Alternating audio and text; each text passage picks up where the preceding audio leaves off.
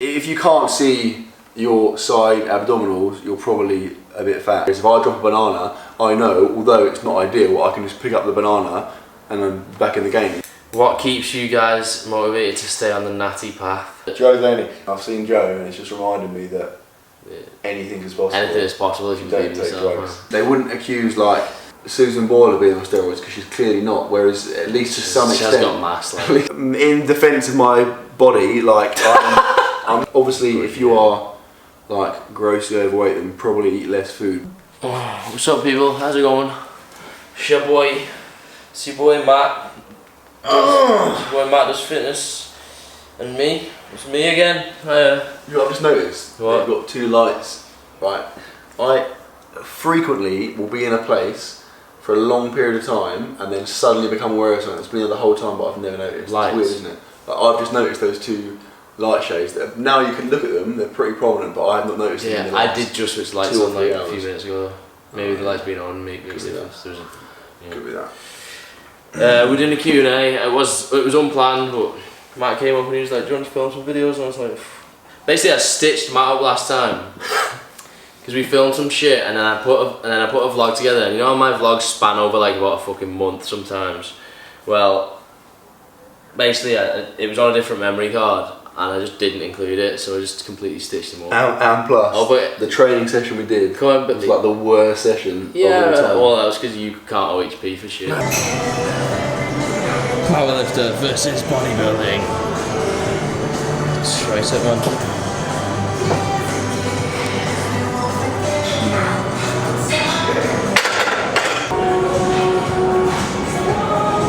So I'm about to press that, which is 30 kilograms a side, so it's 80 kilograms in total, which I haven't pressed for fucking ever. Just do it, man. What do you do when you're a powerlifter? Do a thigh slap. Trousers aren't high enough. For every inch your trousers go high, that's another 5 kilos. That's a stat. That's still not high enough. The back. How about higher? The back. Taste them. God, easy. That's easy.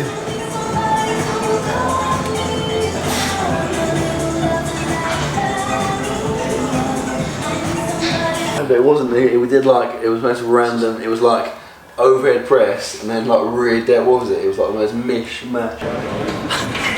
I misjudged that. Absolutely nailed that. Absolutely nailed that. Alright. So I'll be honest, it's not the best workout I've ever had, man. I think part of the reason is it's like boxing training, man.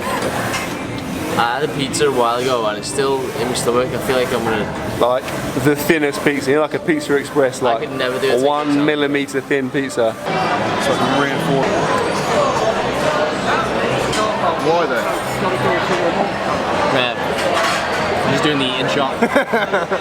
I just did a workout with Matt and he's just like horrendous amount of fun. Alright, so we stopped because fucking I didn't wipe my card. Because Joe is an unorganised. I didn't wipe my memory card. Point is, Matt trains like shit, right? Point is, Joe does like 3 sets a week for each exercise. Yeah, and still, like, there must be 6 sets here, because look at me. The story was, shafted Matt out of, out of a shower last time, so we're doing a Q&A, because we might talk about shit. What do you think whoa, that's so heavy to start with. I want to ask you this. Do you think you found your purpose on Earth? If so, what is it? What do you think the meaning of, like, nah, I'm not getting the meaning of life's a piss take, mate. I'm 156 pounds, but still kind of pudgy since I had bulked to this weight. I've been working out for about a year, 16-year-old, but was wondering what weight I should cut down to if I want to have more definition without losing my muscle mass. For a start, if you're 16, I wouldn't be even like necessarily using the terms cutting and bulking, like. Yeah, just eat. 16. Just eat normally and just concentrate on performance and just lifting and enjoying it for a bit. And you don't need to. You're probably getting a bit too involved too soon if you're even asked though. Like, I mean, technically, I probably bulked for the first 5 years of lifting. Now, throughout that, because I wasn't really tracking what I was eating, there was probably periods where I was in like a bit of a deficit, a bit of a surplus, obviously it depends on where your appetite is in relation to your TDEE, but I mean, if you're 16, mate, just fucking lift and enjoy it and just. I mean, if you're, it says his body, like, obviously if you are like grossly overweight, then probably eat less food, but like, yeah, unless you are a massive. You're grossly overweight. If you are a massive. Eat less food. Fat guy, unless you're that fat, then just don't worry about it. Like Joe said, just have a good time, you know, like, don't cut when you're friggin' 16. Yeah, don't bother, like, don't try and get shredded too soon, man, yeah, because your 16. overall shape gets better and more aesthetic as you build muscle, even at the same body fat. Just don't bother shredding for like your first few years, man, because like if you get caught up in trying to get too lean, you're just wasting time. For a start, it's much harder when you have lower muscle mass than it is when you have higher muscle mass and a fucking turbo metabolism. Also, you're not going to uncover that much, man, and you just try just to wasting like a sick window. Get the fuck ahead, like get ahead. At 16, you are gains, getting ready to make some sick progress. So don't waste it. Don't waste it by cutting. Best bodyweight exercises to perform whilst on holiday. Brackets, no access to a gym. It depends still, doesn't it? Like, what have you got access to? Can you if you've got a tree, you yeah, can do pull-ups. Exactly. You know. Yeah. Have you got parallel bars? You can do dips. Have you got a floor? You can do a really skinny frame that you could anchor? Yeah. Well, just obvious things, right? Like press ups. You can do dips. You can like vary the where your feet are, so you can do like incline press ups. You can do decline press ups. So all kinds of stuff, right? Whatever can closely imitate the best exercises if you had full access to a gym. So if you can put weights in a bag and lunge, that's fucking great, man. Yeah. Watermelons, mate. Some of the watermelons you get on holiday, they're fucking heavy, like. Honestly, you put them in your basket last, mate, don't you? Shaft yourself if you put them if you were doing, at the start and if you were doing more than 3 sets a week, you wouldn't find watermelons heavy, mate. That's what I'm saying. Has Matt seen more progress in terms of gaining muscle mass, focusing mainly on strength-based programs or higher volume style training? So we were chatting about this earlier. So like I've come from powerlifting to now training as a bodybuilder, so training specifically for hypertrophy. And I mean, to be honest, like I thought naively I would start training for hypertrophy and then grow like a significant amount of muscle mass. A, I haven't, and B, like, what a waste of time. When you switch to bodybuilding and can't bodybuild. Exactly, in defence of my body, like I'm not really young. Like obviously, I've been training even as a powerlifter. I've been training for a long time, so whatever I do, there's only so much more progress I can make because I'm like the later stages of my progress spectrum. Exactly. So you can't do a fair test, right? Because you'd have to be the same year in a parallel in universe. Yeah, exactly. So it's hard to say like what you've seen more gains of because it was a different time of your life. Like I think there would be. I think I'd be. Of course, obviously, if you train specifically for hypertrophy, you're going to get better hypertrophy gains than if you don't, obviously. But I do think that, like I was saying to Joe earlier about like genetics obviously plays a pretty big part in your appearance and your potential to look, how good you're going to look or whatever. So basically what I'm saying is that I was bench pressing 4 times a week as a powerlifter. There's only so much more, pressing volume, chest, shoulders and tricep volume I can accumulate, basically that's as much as I can do. So even if I switch some of that bench pressing for like incline pressing or like cable flies or whatever, my chest can't really be stimulated much more than that, so there's not really much scope for improvement there. Things like I was saying, my overhead pressing, like obviously as a powerlifter you don't do any overhead pressing, so that's an area that I would improve on, and I think my shoulders are getting better and stronger. But generally speaking, if you squat, deadlift and bench and you do it heavy, you're going to make pretty solid progress across all fronts, I think, especially if you're I spent a lot of time in a calorie surplus, so obviously my body had the calories to build muscle with, Always good to finish a question on. So that makes you. That's the best. Makes you sound so professional, like you know whatever the fuck you're doing. Would you rather be natty and everyone think you weren't, or juicy and everyone thinks you're natty? That's actually a good one. Definitely the first one. I'd rather be natty and people think that I'm not. Juicy. If you're on drugs and people think you're not on drugs, that's a terrible. Yeah, but then you've complete the fake natty destiny, man. Yeah, but it means because you're a solid fake natty and no one knows you. It means you got shit physique. If you're on drugs, and you Depends don't why look they like don't you're on know drugs. though. Depends why they don't know. That's Is true. it purely based off your physique, or is it just Maybe because just been working like they think you're a proper honest guy and you're like burqa the whole time, so no one's ever seen your actual yeah, physique. you don't have much of a fitness career then, do you? Yeah, it depends. I would say I'd rather be natty and everyone think I'm juicy. Well, that's basically Absolutely. what we are, man. Not everyone. More people think you're juicy than me, but that's because like you are juicy. Yeah, that's true. But there's always gonna be people, right?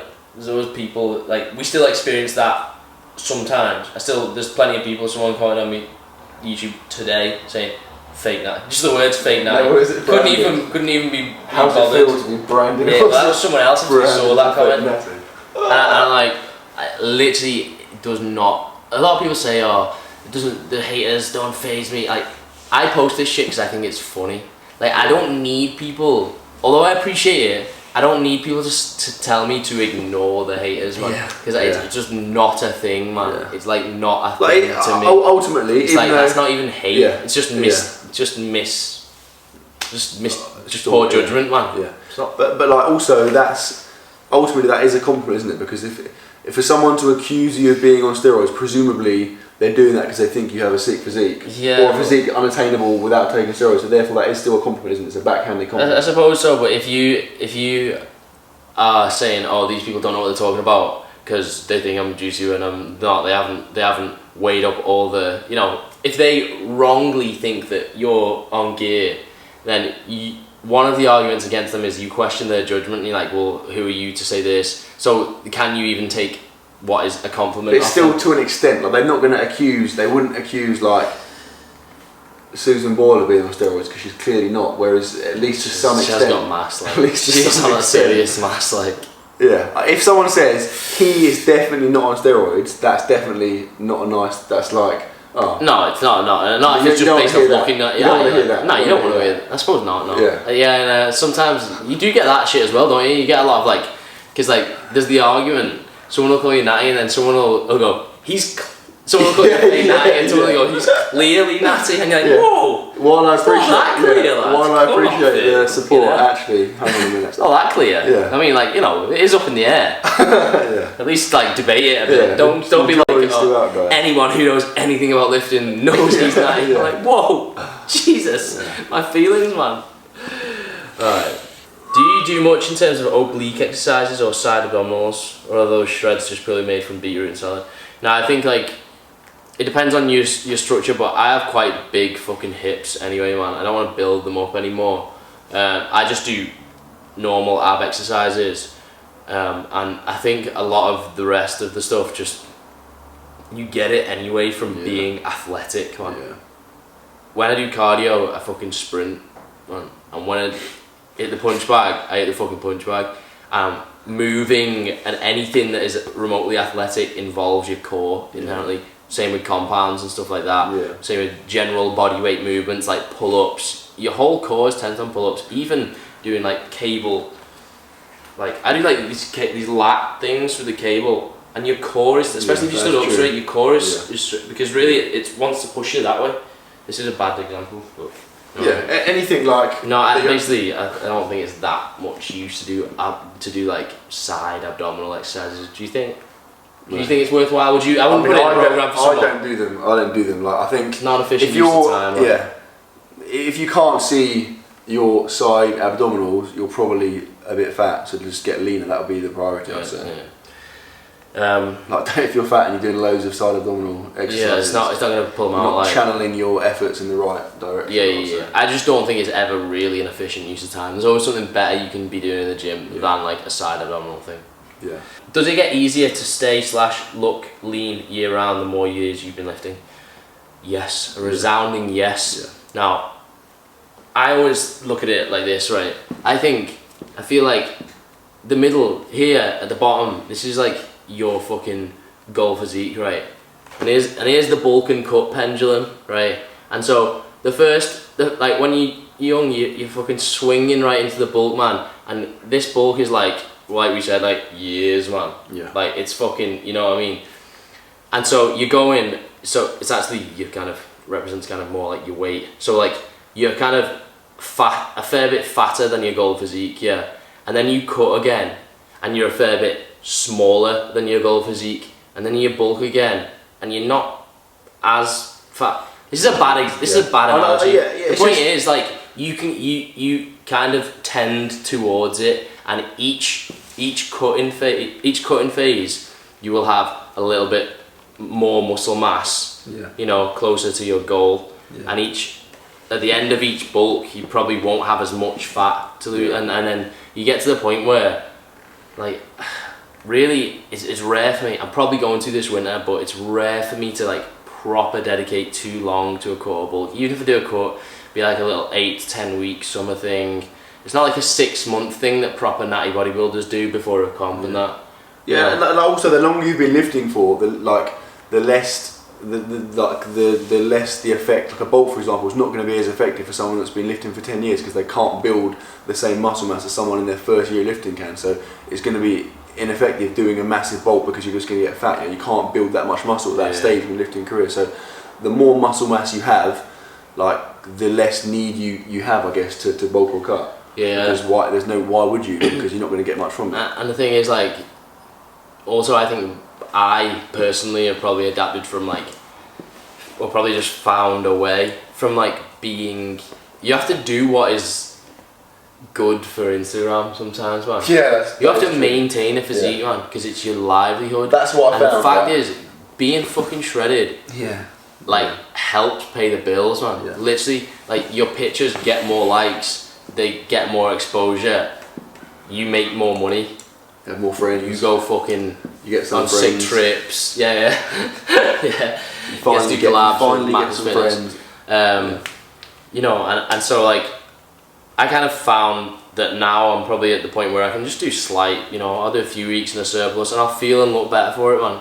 And I'll do a few weeks cutting and I'll feel worse but look better for it, you know what I mean? And like, each time it's like very minute differences, but you can still, you know, there's no minimum time for a bulk or a cut. When do you start making gains? It's not like after 2 months into a bulk. People say a bulk needs to be minimum this. Now, the reason they say that is because sometimes you can lose momentum in a transitional phase between a bulk and cut, and so flipping from one to the other, it can be detrimental, and I tend to advise people against it because often it means they never really buy into each one, and they're like kind of always in this grass is always greener mentality. But this is what I do, man. Maintaining like a physique that looks lean year round, that's my fucking forte, man. There's not that much shit in the world that I'm fucking sick at. This is one of them. And so I'm used to now doing that, and I won't waste time between a surplus and a deficit kind of phase, you know. So if you get good at it, do it. That was a long-winded answer. Let's do the next one, man. How much do you think you have matured in the last couple of years? How much do you think you've matured in the last couple of years? Freaking hell. Why have you asked that question? People, well, the thing is, to be honest, like, this is the shit. Just quickly, who wants to know? Not one Diogo Quintas 93 apart from Portugal. From Diogo, no one else wants to know the answer to that question. Do you know what I mean? I will give you an answer. What a waste of time. No, this is the shit I talk about, man. You're on my channel now. This is what we do. We talk about, like. I'm taking it. Not at all. Right, that's my answer. Not at all. I don't feel like maturing is a thing. Yeah, but what does that even mean? Do you know what I mean? It's a thing. In what sense have you matured? Like, I don't think it's real. I think it's false, man. I think it's a false perception. You just get bored of things and do the next thing, man. Yeah. Maybe you don't find the same shit funny as you found funny 2 years ago. Doesn't mean you're mature. Why? For it to mean you've matured, then one thing would have to inherently be defined as a more mature joke. That's impossible. Yeah. You can't. There's no scale for that. There's no metric by which to judge that. Like, so you just go through. You're just now onto a different thing. Now I find different shit funny. I have different hobbies. I enjoy, you know, whatever. It's not. I don't think it's a maturing process. It's a changing. You always change it. I think change everything. But so if I'm gonna like leap to Diogo's defence there, what I imagine he means by mature, it would be things like.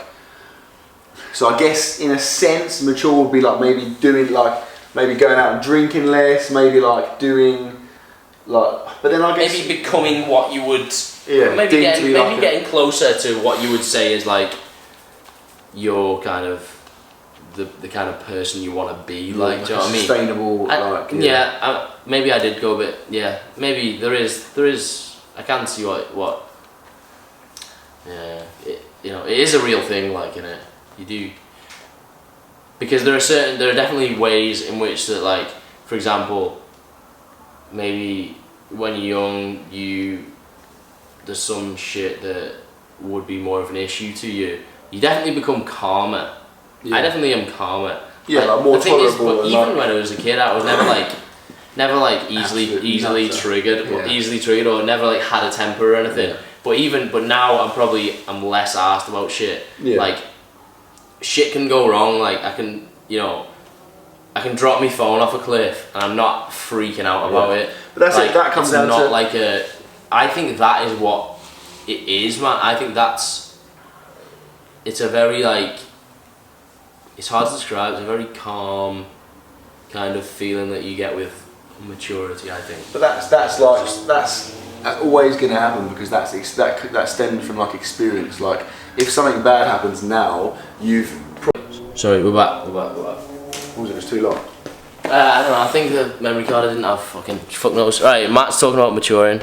So shit stems from experience. Carry on. Yeah, like the older you are, the more things you've experienced. So, for example, what you said about stuff like you no longer get, or you wouldn't ever really, but you especially now would not get like so annoyed or like fazed by stuff. Like, if you have more life experience and therefore you're more likely to have encountered a particular event, and so you're more prepared for it. So, like, for example, I've got a 1.5-year-old son. If he is eating a banana and he drops it on the floor, he's going to freak out because, as far as he's concerned, like, that's it. It's game over. He's lost the banana. Right? Whereas if I drop a banana, I know, although it's not ideal, I can just pick up the banana and I'm back in the game. You know, so that just comes with life experience. I thought you were going to say I'll get a new banana, but you went for eating off the floor, man. Absolute waste of 5 banana, second rule, man. Yeah.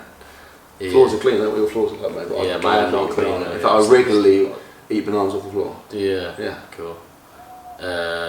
Yeah. So. Yeah, I mean, how much have you matured? How can you quantify it? Probably a bit. 2 years, isn't it? For me, I'd say not much. I'd say, actually that's a lie because I've got a son now. So I guess, like, I've matured. I feel ridiculous saying this. I guess I have matured to a reasonable extent over the last 2 years because I've got a 1.5-year-old son. So having a son has probably forced me to do things and experience things that I hadn't done previously, and therefore, I guess by like society like norms, yes, I'm a more mature person now than I was previously. So, because how you mature is probably more of a circumstantial thing. Whatever your circumstances require, rather than it being related strictly to age. It's either what circumstances or situations are forced upon you, or what you put yourself into, one way or another. But it's, so it depends on, you might go between 23 and 25 and not really mature at all because you live in a similar life or whatever. There's nothing is demanded of you, and generally, if you're a fucking human being, you don't do that much when nothing is demanded of you, as a general rule. Let's hit one more question. What are the benefits of doing a vacuum?